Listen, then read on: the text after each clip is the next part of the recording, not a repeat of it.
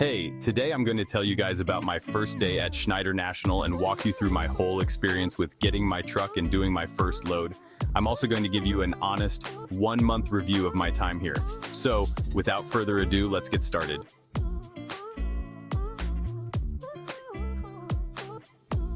So, after I completed my training with the engineer, which was on a Saturday, I came into my home OC to pick up my truck, which was that following Tuesday of October 15th.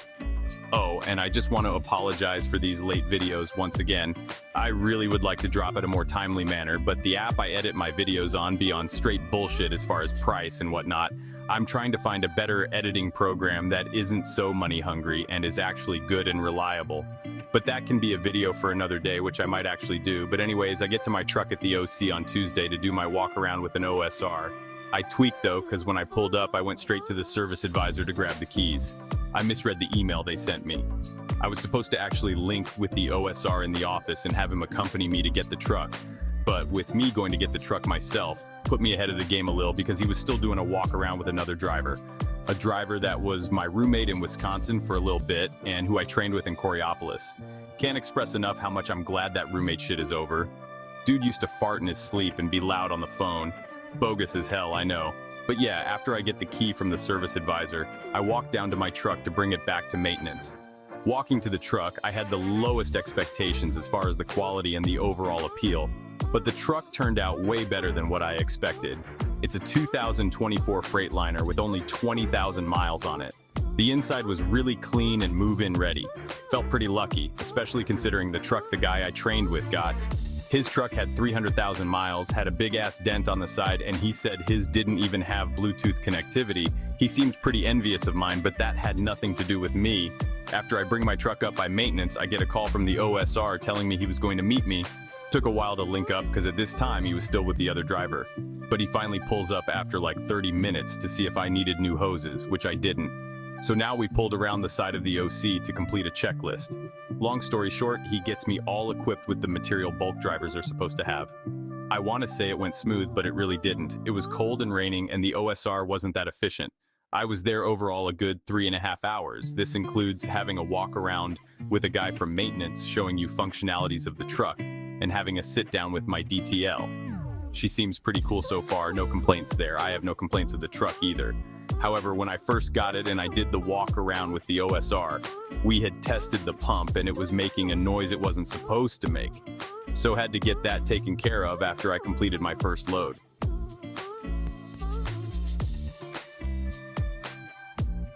Yup, it's now first load time. But before I do that, the first thing that has to be done when you get your truck is that they have you go to Quala to get your equipment washed, such as your fittings, hoses, buckets, and caps. You also get your pump inlet and outlet washed too. The guys at Chicago Quala are a little bitchy, just thought I'd throw that out there. But after that, I get my first work assignment on my tablet. It had me picking up a Hazmat trailer in Gary and taking it to Wyandotte, Michigan, which was a good 200+ mile run. Yep, my first load was indeed a Hazmat. It was some type of combustible liquid. At this time, I didn't know what to think. But I'm going to touch more on where my headspace was during this whole process after I tell you about the journey. So yeah, get the assignment on my tablet and I see it needs to be there by the next day.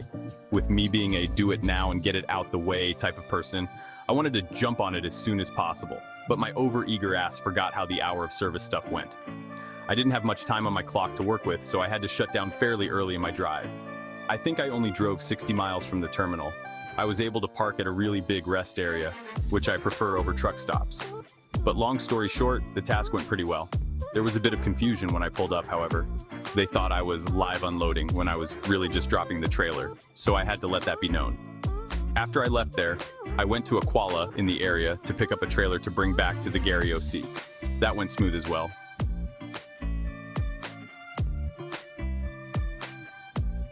Now, before I give you my 1 month review, I'm going to tell you how I was feeling throughout my first live load. So to be 100% real with you all, I was nervous as hell. When I was given the keys to the truck, it really hit me like, man, I'm really an OTR tanker now.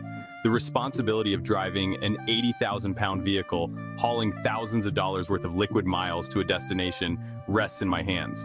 I was really having an out-of-body experience during this process. Like, I don't want to touch too much on my backstory right now in this video, but I will say I never really had big intentions on becoming a trucker up until this point in my life.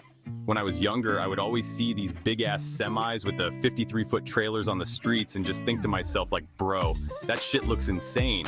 There's no way I'll ever do that. To now being one of those insane people, especially more so with me hauling hazardous liquids. It's really crazy where life can take you. But yeah, everything about doing this felt weird at first. I definitely thought it would be something I would have to get more used to without question. Getting used to the whole hours of service thing, sleeping and living out of the truck, and trip planning so I can actually make appointments on time. It's truly a lifestyle. And not gonna lie, it can definitely take a toll on your mental. Being away from home, from loved ones, sitting in traffic, and dealing with stress on trying to find parking when your clock is ticking all plays a role. I do, however, feel like I can get more used to it just knowing how I am as an individual. This is something I think I'd rather deal with than the other typical BS that comes with working a traditional 9 to 5. I don't have a supervisor coming into my area asking me how shit is coming along. I don't have to worry about coworker drama or seeing the same four walls 40+ hours a week. That's pretty refreshing. My only real concern is making sure I get to destinations as safely and legally as possible, which to me is always an achievable goal.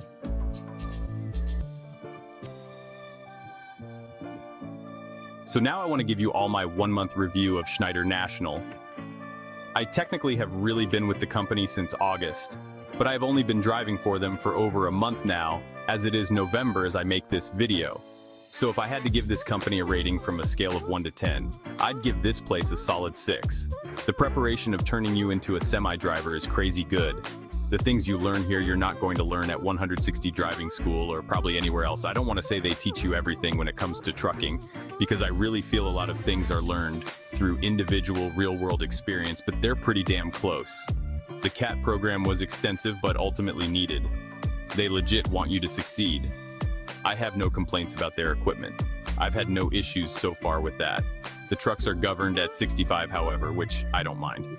I've never been the Vin Diesel or Paul Walker type.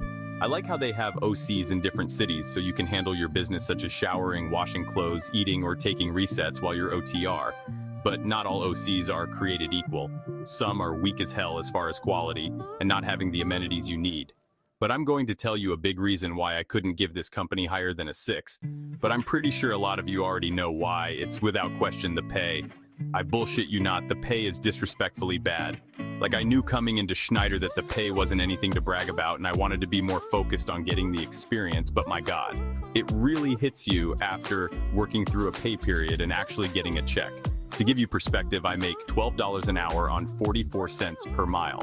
The most hours I worked were 63 and I drove 1,800 miles. They do this per diem thing where you get half of your mileage pay untaxed.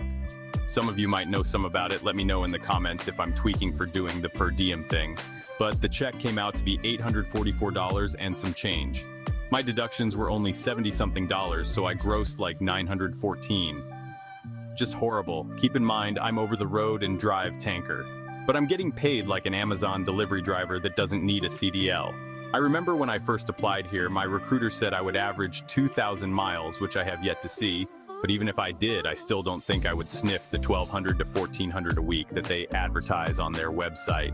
So with that being said, I do not recommend doing this if you are really behind on bills, if you're not young with not many responsibilities, or don't have a spouse that can hold things down.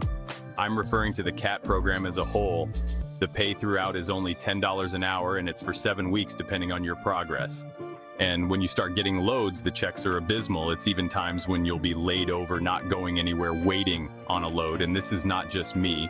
This is something that other people have gone through as well within the company. I don't know if that has anything to do with freight being bad or what, because I have been hearing this is one of the worst times in history to be or become a trucker, as far as freight is concerned. They also don't even pay for unloading, which is crazy. They have a dedicated Eco Lab account where you have to unload all the product. The only real incentive to jump on this account is being home every week opposed to OTR, where you're home every 11 days. So yeah, I don't get how anyone would want to stay here more than a year besides just loyalty or false promises from the company. Staying here, making at most $80,000 a year, being OTR, hauling chemicals all over the East Coast, opposed to maybe being local, making $90,000 to $100,000, hauling fuel or cryo is insane. They do micromanage a little. There are no inward-facing cameras. but they want to control where you get fuel. They have some type of deal with Pilot or Flying J, so they only want us to go there. If we try to get gas somewhere else, we would have to make a call to get an override on the fuel card.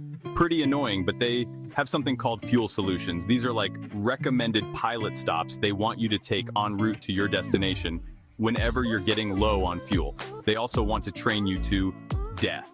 They have monthly videos you have to watch on your tablets and yearly training they put you through, not to mention a 90-day post-hire training. For bulk drivers, if you have any reported spills, they'll put you out of service and make you train on air and pump unloads as if you were back in Coriopolis.